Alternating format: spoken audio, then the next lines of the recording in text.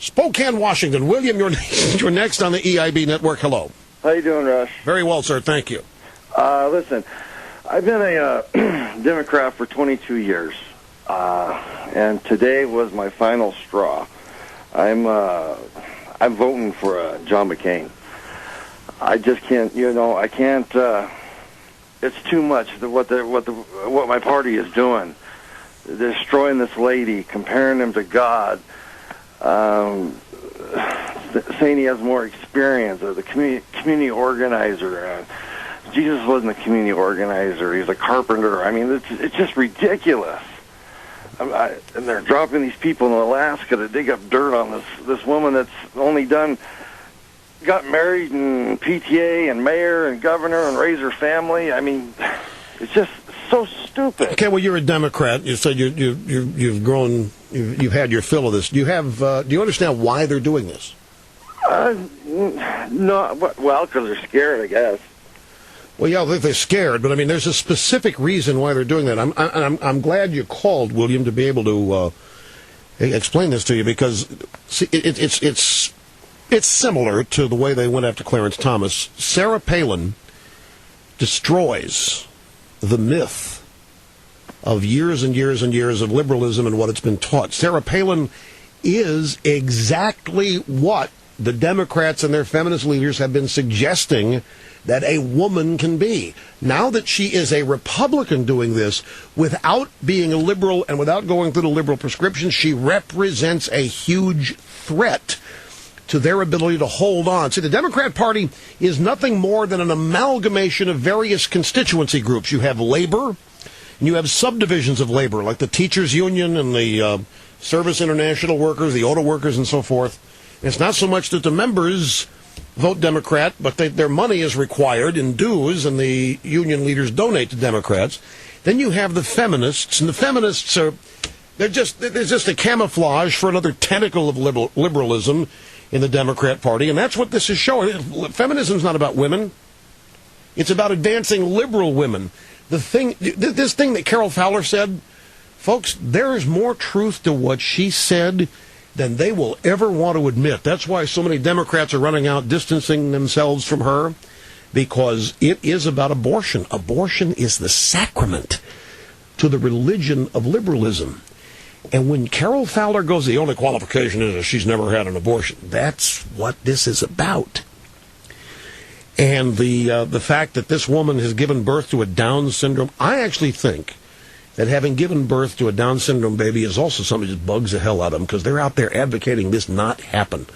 And here's a happy family, a happy child. This is, these pictures from that convention are just destroying decades of work that the liberals have attempted to inculcate the minds of their supporters. Then after you've got the feminist tentacle of liberalism, then you've got civil rights coalitions. And you have all of these groups, and they're all given seats at the table of power, the Democrat. But why in the world Jesse Jackson got any power? Jesse Jackson has power because the Democrats give him a seat at their table of power in exchange for delivering 90% of the black vote every 4 years. Ditto Al Sharpton. That's what their usefulness is. And it's the same thing with all these other constituency groups. So liberalism is a series of deceits. Liberalism seeks to deceive as many people as possible. Liberalism cannot be honest about what it really hopes to achieve, what it is, and what it wants to be. It has to cover it up. And what's happening here is that the reality of people like Sarah Palin and McCain and conservatism in general are exposing what is the fraud, the lie, the deceit of liberalism for everyone to see. And that's why they're scared. We'll be back. Don't go away. It might help, ladies and gentlemen, to understand or help to explain this irrational, pathological hatred now pouring out of practically every Democrat mouth in the country today. It's not so much personal hatred for Sarah Palin. It's what she represents. Some of it is personal. They just despise. We've been through some of the characteristics that she possesses that they hate.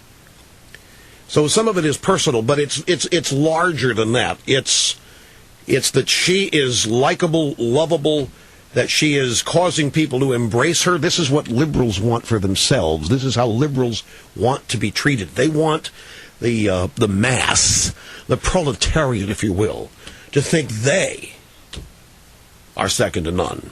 So they're jealous. They can't stand that she is putting the lie to everything they believe in. But do not underestimate the fear that courses through their veins now over abortion because of Sarah Palin's example. I got into a lot of trouble way back early on in this program. I'm talking about 20 years ago, 1988, 1989. As I said back then, and it was true. And we've got evidence. You could put a Planned Parenthood. You got a Planned Parenthood clinic, and you have say a building or a center where some people operate, and they try to get women who are headed into the abortion clinic to come over to the other building and maybe talk about adoption. The Planned Parenthood people would blow a gasket, not just because of the money they would lose, because it's a big cash cow, abortion is, for the people that perform it. They had to have as many abortions happen as possible in order to further the political agenda that was feminism.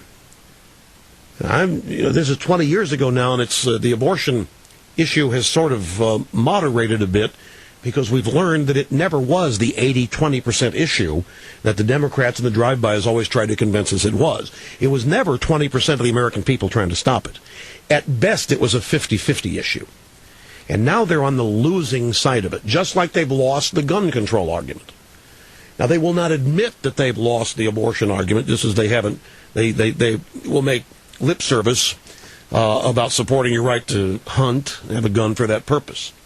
But the fact that, folks, we had stories. Let me tell you another story, just to illustrate for you my point here that I'm right about this. This was when this story happened when I was still working in Sacramento. So this would have been 1986 or 87 at Kaiser Permanente Hospital down in Oakland. Man and woman, not married. She's pregnant. All of a sudden, something happens. She's in a hospital. She's brain dead. The baby's alive. The doctors say, I think she's 4 or 5 months pregnant. And the doctors say if you could just keep her on the life support systems, the baby will be born fine and dandy and healthy. The father wanted the baby. The mother's parents didn't. So there became a court battle over the future of the baby, which was alive and well in the womb. The father wanted the kid, even though he was not married. That was his problem. He didn't have a legal right to it, because Roe versus Wade says man doesn't get to choose what happens here. It's the woman. And in her case, her guardian was her parents. So here was a guy, a black couple, by the way. Here's a guy who wants the baby, but he had no right, no choice to I don't remember what happened. All I remember is the fight over it. And the National Organization for Women got involved in this because they were hell-bent if they were going to let a man make the decision that a baby in the womb is going to be born, because that would throw Roe versus Wade just out the window. Because Roe versus Wade specifically says a woman can do whatever she wants to do with her own body. So the point is, abortion is a political issue. It always has been. It is more important to the left than you can possibly imagine. This whole women's right to choose, pro-choice, and all this sort of stuff. Go out and tell them you're pro-choice. You just choose life and see what happens to you. They will not let you say you're pro-choice. You have to be pro-life in that case. So pro-choice has always meant pro-abortion. It has never meant anything else. The dirty little secret is that the people that they were promoting having abortions were actually minorities, poor people, their own future voters. It was typical Democrat liberal elitism. And now Sarah Palin comes along and just nukes it. And she and her family are happy, and it hasn't caused them any trouble at all.